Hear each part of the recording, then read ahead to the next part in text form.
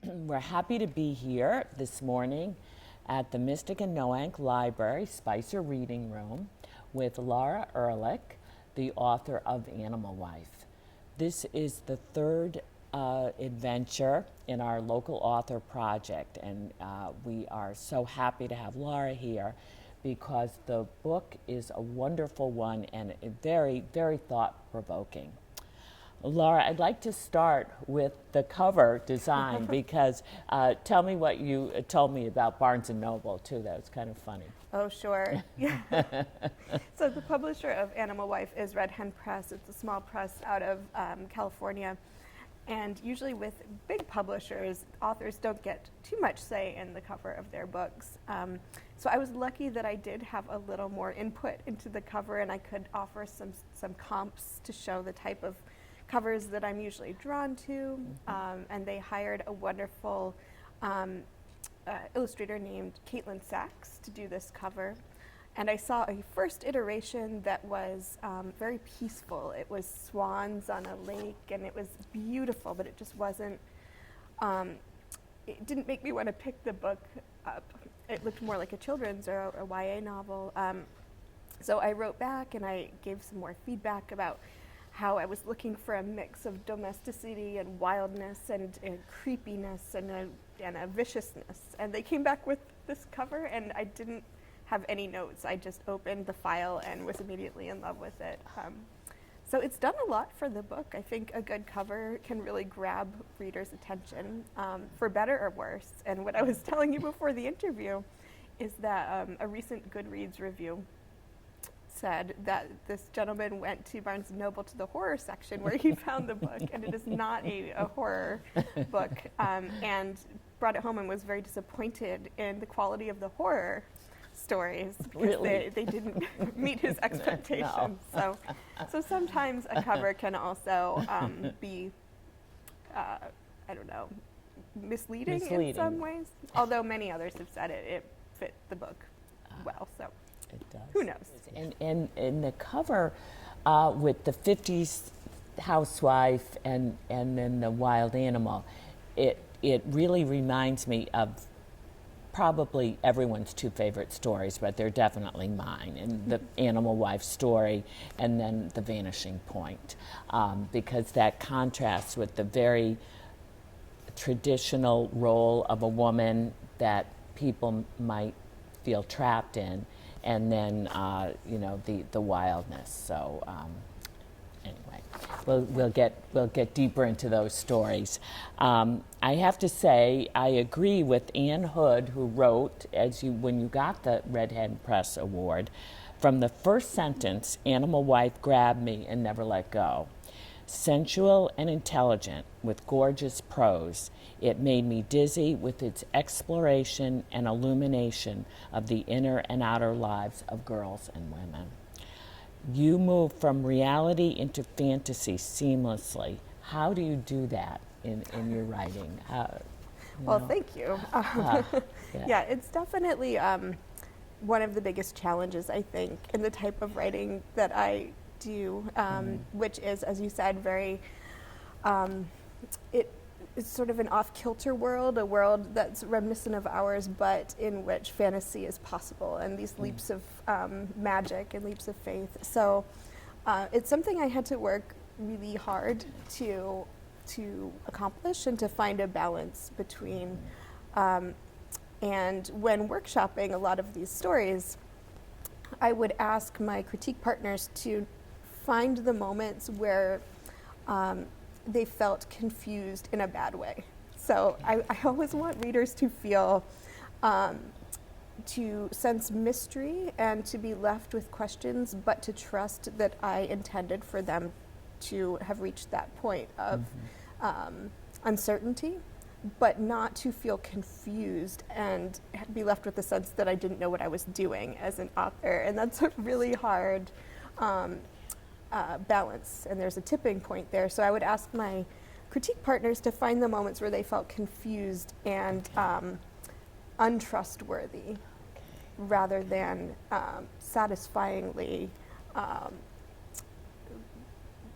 satisfyingly mystified, if that makes sense. Right. Yes. Because I was just listening, as I had said to you, I listened to the audiobook, and I cannot remember the reader's name now, but she did a wonderful job. And I was just listening to The Vanishing Point again, because the ending was very challenging, and so I wanted to listen to it again. But it reminded me of the description of the house, of the interior of the house. So 50s, her father's paintings, her talking about her mother's clothing, his glass of hard liquor, and you could see that interior that many people my age grew up in. And then, of course, we remember who's looking at it, a woman who has transformed. So yeah, you did a perfect job on that story for sure, and I'm sure that was a challenge. One of the things, while we're talking about The Vanishing Point, how did you do the detail? Okay, of the deer, the deer suit. How did she know this? But anyway, talk about that if you would. Sure. Yeah. So The Vanishing Point is a story. If it's not already obvious, it's a collection of short stories, and The Vanishing Point is probably in the middle of the book. Yeah. And it's the last one I wrote, and we can talk a little bit about how the collection came together, but it was the last one I wrote. And it is a story of a woman who feels as though her career in academia has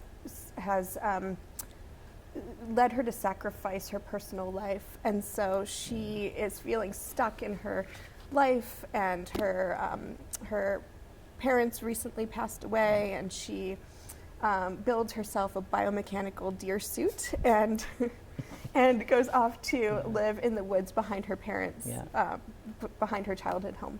So actually, this is a good example, going back to your previous question, and then I'll move forward to the other question. That part of, I think, what makes an effective weaving of fantasy and reality is the details and the specificity of details. So the more detailed a fantasy can be, the more believable it is, at least in what I'm trying to do. And I always thought about Harry Potter and how believable that world is because of the specificity of details, and we know the spells the sorcerers use for various things, and you can picture it. So because when you describe her transformation into a deer, it's not just that she's put on the suit, but how her legs feel, and what she eats, and the muscles, and that is a great point. So that's because of that detail, you come right into it, and that this woman is becoming a deer. Yeah, and so I'm glad that came through. It was definitely a challenge workshopping that story, and so the biomechanical deer suit, as you asked, came from when I was working at Boston University as an editor and writer. I would often be writing about research and alums' accomplishments, and there was a faculty member who was working on a biomechanical suit for soldiers, and it was, I don't want to say just, because it was very impressive, but it was just the legs, and it was the structure to help soldiers walk further and carry a heavier load. And what it did was it worked with the muscles of the human body to amplify their ability to do their natural movements. So there was this, and then there's this man, whose name I've forgotten, but somebody I think from England who decided to become a goat for a week. And so he built himself a goat suit and went off to live with goats, and he had like stilts on his hands and a sort of hat and other things. So the combination of these two things where I sort of put things together, but then of course built it out from there to elaborate on what this suit might be. And I did some research on biomechanics and a lot of research on deer to try to figure out how they communicate and move. And how they Yeah. felt, the And how touch they of felt. that you had included too. Yes, yeah.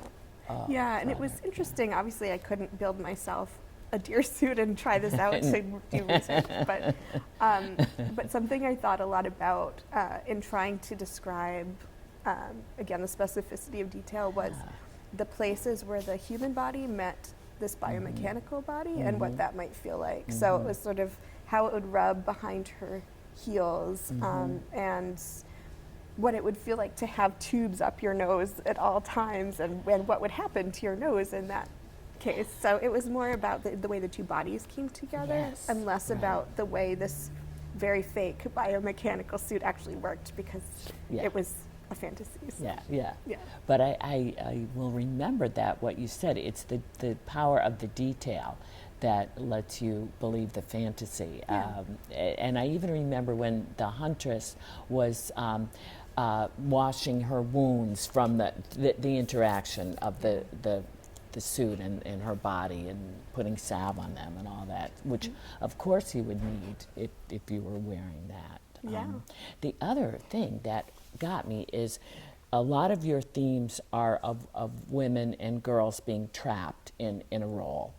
And I had just heard about this phenomenon now with PhD students, that you don't get your PhD and start working when you're in your mid-20s, that you have to do so much postdoctoral work and grant applications and all this before you can actually start your career. And that looks at people in their mid-30s, and her being trapped in that situation, I thought, boy, that is really of the minute, because a lot of the people my age, the parents of these 30-something, they are concerned because the parents got their PhDs and went right to work, right. and the progeny are trying to say, no, it doesn't work like that now. So I thought that was so interesting that you chose that for her. Is there a reason why you chose that particular situation for her?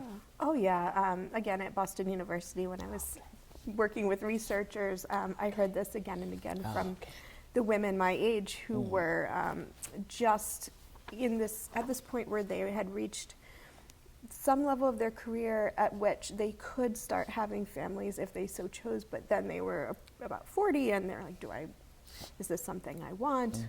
You know, and that the male researchers didn't have that same pressure, because they were the ones who had to, become pregnant and stay home with the child for a few months, and so it is very different for female academics, especially in the sciences. Sciences, right. Yeah, and I learned more about this when doing an article about the wage gap, the gender wage gap, and how if women in the sciences want a rich, fulfilling career and to ensure that their wages are at the same level as their male counterparts, there's really that pressure to move ahead in your career at the expense of family. Family, okay. Well, so that seemed to fit in. It did. It was remarkable. But back to the idea for our listening audience that this is a collection of short stories, and I wanted to ask. I will admit that I don't usually enjoy short stories. I like a novel because, I don't know, you make the commitment, you want to go all the way through. But I wonder, why did you choose short stories? Is it because you've been able to have so many different incredible heroines in these stories? I mean, I thought maybe that's it, but you tell us why you chose the format of the short story. Oh yeah, a few reasons. I have always loved short stories and novels, but short stories. I grew up reading Ray Bradbury and now love Karen Russell and Lydia Davis and there's all of these amazing women short story writers. And so that said, I've been writing since I was a small child, but finally when I said, okay, well, if I'm going to do this, I have to write a book and actually pursue publication. And I wrote a novel, and it was a YA novel, and had an agent, and we submitted, and editors were interested, and I did some revisions and resubmissions, and it just ultimately didn't find a home, which was really heartbreaking what? after, I think, like 5 to 7 years of work, Oh my. which, I mean, it's pretty typical too in the publishing Is it? industry. But so I'd written this novel, and then I thought, okay, well, I'm going to write some smaller pieces and submit them on my own and finish them, and I don't need to take 5 years to write one. And so that was the sort of starting point for trying out some short stories, was the sense of control, of reclaiming control and not needing the third party to submit them for me. Interesting. And to feel as though I was accomplishing something by finishing a piece, submitting it, having it published. Yeah. And then the more that I got into writing them, the more I loved writing short stories, and the more they seemed to form around similar themes with a through line of this conflict between domesticity and wildness, and the transformations that girls and women go through in their lives and in their minds. So it sort of coalesced into a collection. Well, that's the thing. It's definitely a collection. Yeah. But there are very different stories. So now I'd like to move on to the title story. And as I started reading it, the first one, I was just horrified because of the abandonment. Always the theme of the abandonment of a child, and it's certainly, especially of a girl by her mother. And then at the end, you let us know that it was from the mother's point of view, that she was actually returning to her true form. And it brought up the fairy tales, and I know you said that in other interviews, that this is what really had captured you. And I wondered if you might talk about that a little bit, which of the myths or fairy tales that you treasured and allowed you to write this very compelling story. Oh, thanks. Yeah, I grew up reading fairy tales, just as in this many as I could library. find. In this library, exactly. Yes. Yep. And I would read Downstairs, fairy tales from all over. Are they downstairs? They're down. The children's area is downstairs yes. now. Okay. Yeah. Yep. Yeah. So I read fairy tales from this very library, from all over, from Europe, but also Japan and India, and just as many fairy tales as I could get my hands on. And I loved Italo Calvino's fairy tale book. It's this giant collection of fairy tales from throughout Europe. And when you start looking at fairy tales from various countries, from different time periods, there are those stories that are told and retold throughout the generations and throughout the world. And one of those is the Swan Maiden story, although sometimes it's a seal and sometimes it's a bird, or a different type of bird, sometimes a swan. So the story of a woman, a wild animal transforming into a woman by taking off her animal skin, and a man stealing that skin from her to claim her as his bride. And then she has children, and eventually one of the children finds the skin and returns it to the mother, and she returns to her wildness. So that story really stuck with me as a child. Although I think it was only in writing this book that I became interested in the dynamic between the mother and a child, and the abandonment part. It was always the transformation part that struck me as a child, and now it's the mother-daughter or mother-child angle. And yeah, it's just, so in this book, that was actually the first story I wrote in this collection, was that one. And I was, at the time, trying to figure out if I wanted to be a mother. So a lot of the stories started taking on that question in different ways, from different angles, and played out worst case scenarios about, what if I become a mother and it's horrible and I want to escape from motherhood? And sort of layering in this fairy tale was a good way to explore that question. Yes. And I will say I am now happily a mother who has no I intention was of abandoning wondering, I'm her glad to child. hear that. Yes, I feel no need to abandon my child. Right. But I do feel that tension between the domestic life and the desire for independence and freedom, and to be seen and to see myself as an other, as not a mother. And part of doing something like this is helpful in that regard. Yeah, but some of these stories, many of these stories, are worst case scenarios of motherhood. Well, you really nailed it in that story, because I just felt that. I could feel that little girl's pain, and I was just talking with my daughter about that. She has had a child at 44, so she had spent most of her life thinking she would never have children, and I said, now you see why the loss of a child is such a theme in literature. Now you see it, because there's no love like that of a parent for a child, and so the loss of the child is, and you, Lara, you really hit it in this book, but then you brought back the mother, and I could see her, that she needed to be who she was, and so we came around to her plight and had sympathy for her as well. But it was the child's abandonment in the first story that really, wow. You got that one. Yeah, no, it's definitely what you're saying about your own daughter and what you told her really resonates with me, because you can anticipate that you will love your child, but it's nothing compared to how you actually feel when that child is born.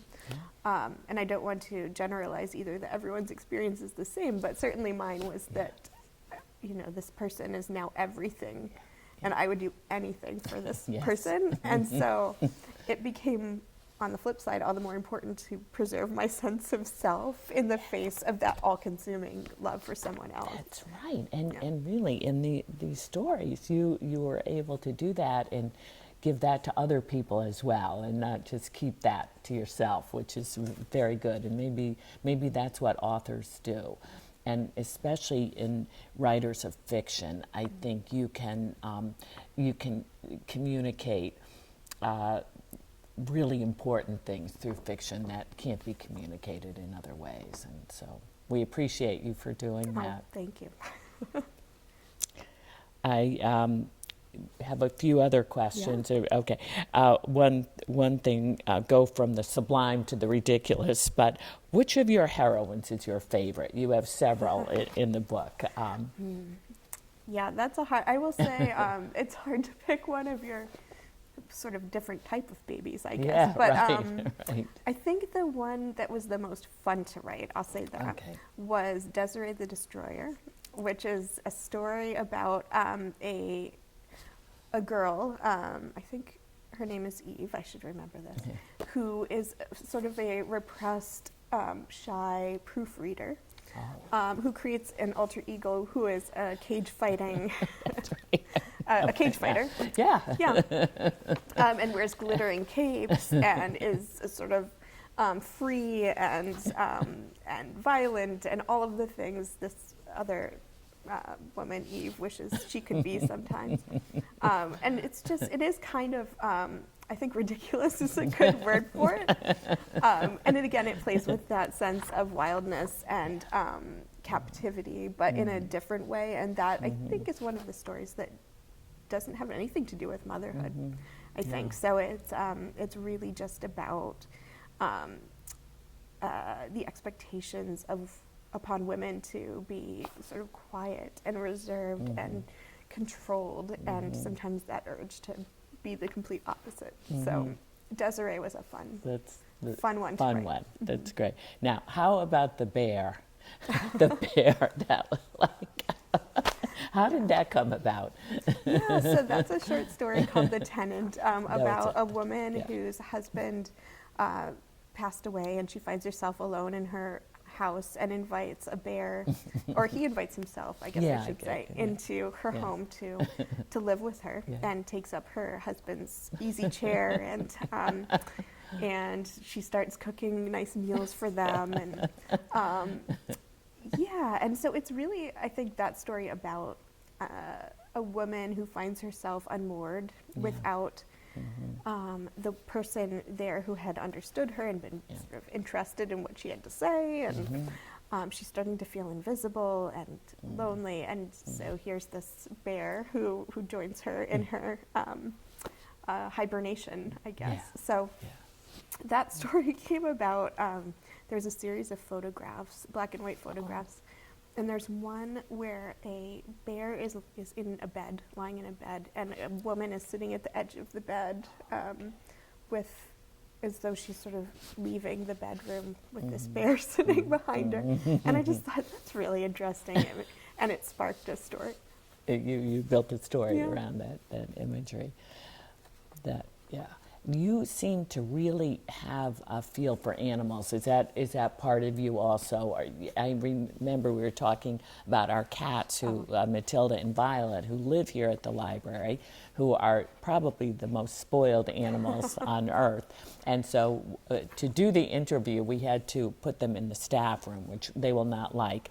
But you had mentioned, you would be fine if they came out. So tell us about your experiences with animals, because you portray them so well in these stories. I love animals. Fine. Yeah, I love them. Let's see, I've always had cats, so I love library cats. I love my own cats. I have a giant Maine Coon right now named Moro, who's like this big, and he's this big fluffy white cat who's afraid of gentle rain. So just like animals are wonderful. I grew up with on an old farm. Non-working farm, but we had chickens at one point, and we had goats at one point, and all of these animals sort of met untimely. Yeah, in various ways, and some of them make their way into this book. Boy. So I would say, I grew up with animals. I'm an animal lover, but in the case of the book, it's really more the fairy tale animals, the sense of how often in fairy tales the animal is a stand-in for the darker side of human nature. So I liked exploring that through these stories. I see. Yeah. But unlike my cat, who is just afraid of rain. He would never be a stand-in. No, not for any. No. Oh boy. Well, I wanted to read a quote which I love, and here we are. This is again one of the heroines, and I should have noted the story, but you'll remember which story it's from. And Kirkus Reviews used this quote: "June's holding out for a man like Heathcliff or Mr. Darcy." How many of us can know what that is, right? Whose scorn masks a deep pain only she can heal. She wants a kiss that will stop the earth from spinning with a man who would die for her. If they were stranded in the ocean with only one plank of driftwood between them, he would insist that she take it and comfort her as he froze to death. No 8th grader can compete with that. And I worked in a high school, and I remember telling the 9th and 10th graders that, it's about Heathcliff, so you better step up here, right? And Nathan Bagley never stood a chance, but he did. And from where did that character of June and Nathan come from? Oh boy. Well, hopefully this gentleman is not watching this interview. But yeah, that one was in some ways based on personal experience. It's not. I definitely took it out of the realm of my own life, but that sense when you're young, especially in middle school and high school, of yearning for the romance that you see on represented in film and on TV and in books. And in my case, that was Titanic, came out when I was 15. Yes. And Leonardo DiCaprio was just the hero of all of these movies. I mean, Romeo and Juliet. That's and, right. That's right. The books we read in high school that had romance, again, Romeo and Juliet, and all these books. And so or at least I sort of grew up anticipating that this was romance. This is the type of relationship one should expect. And so the boys who were interested in me in 7th and 8th grade, they weren't Leonardo DiCaprio in Titanic. And so they never really stood a chance, against Jack, who saved Rose by giving her the last piece of driftwood, although they could have shared it, but that's neither here nor there. Right. So yeah, that's where that story came from. I would say June in that story is the most closely based on my own self as a young person. I think in that story they're maybe 13 or 14 in 8th grade. So and poor Nathan Bagley, who is completely fictional, is slightly based on a really wonderful 8th grader who I was friends with, but who wasn't Jack from Titanic. He wasn't the one. Yeah.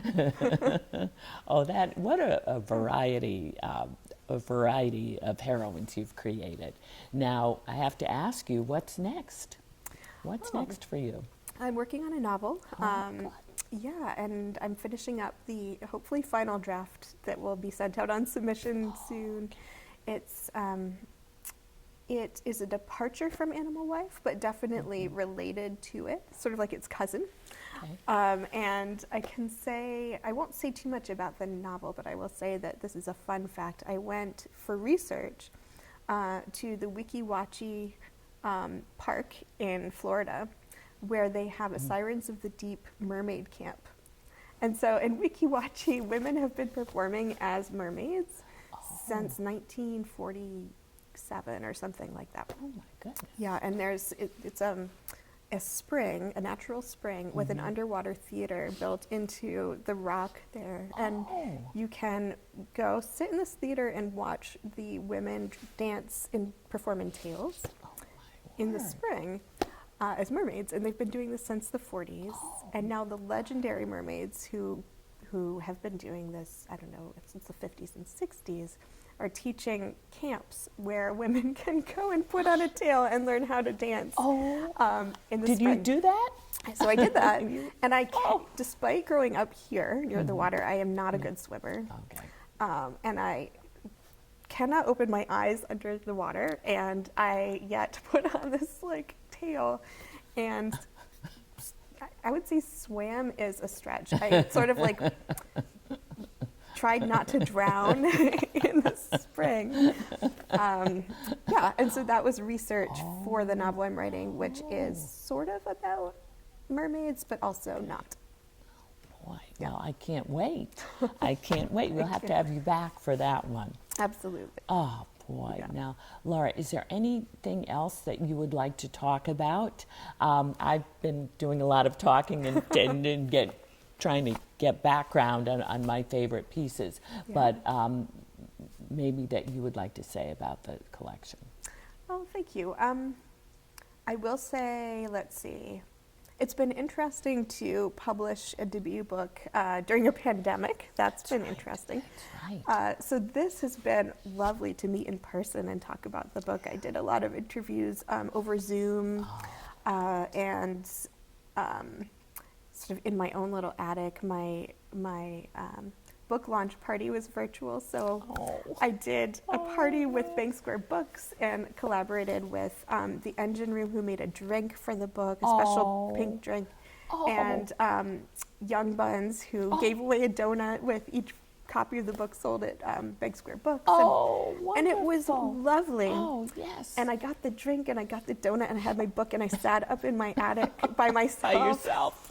Oh, dear. And it was very celebratory. We had a nice crowd, but then when I closed the computer, it was just me sitting at my desk with my pink drink and my donut. So this has been really nice to return to in-person events. Don't you feel that we are we're unfolding, and I really think April will be the month that I hope so. Don't you think it's, and I think part of that is, even if we get another resurgence or another scare, we can go outside in April. Yes. And that's not the case in other Yeah, months. So oh, it's so hard, especially as now I have a 5 and almost 6-year-old. oh, And in the summer, it was so nice to take her out for meals, and we could sit outside. And the winter has just been, you know, been Lara, hard. what a young woman said to me, one of our patrons here, she said, people with children are the ones really suffering in this pandemic. And if you don't have young children, and that's quite an expanse there, but whether they're in school or preschool or babies, you don't know how bad it is. And it Yeah. really hit me because it's been over 2 years. It's a long time. Yes, it is. No, I tell everyone this. I think it's important, especially as a woman, to be transparent with other women. And the only reason that I'm able to write and to have a full-time job and to also be the mother of an almost 6-year-old is because we moved back here to this area.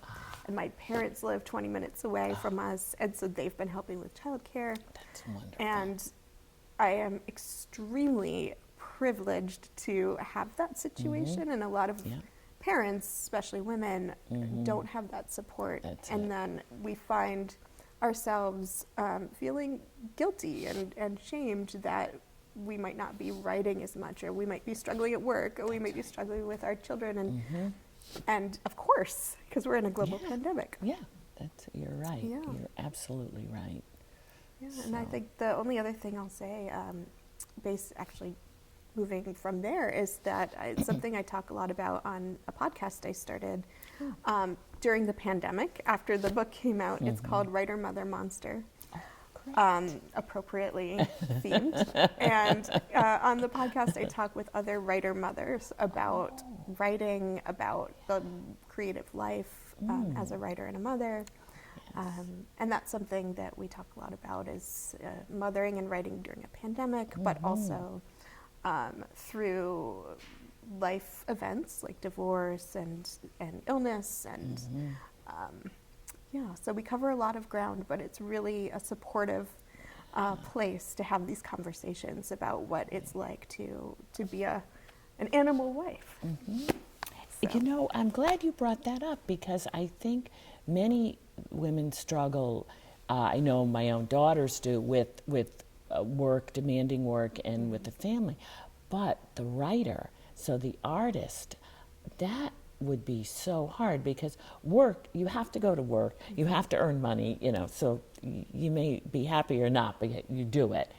And I could see where it's so good to support women, because that would be the thing that wouldn't happen, right? You take care of the job, you take care of the children, and your love, your artistry would. So having that to support women and how they make that happen for themselves, that's wonderful. So Matilda and Violet are out, and I guess we're out of time. And we wish you all the best in that novel, and we look forward to it. And in the meantime, come to the Mystic Noank Library and check out Animal Wife, and then you'll be ready for the novel. There you go. Thank you so much. Thank you, Lara. It was so wonderful to meet you Yes, you too. in person, and thank you for the book. The book was thank you. great.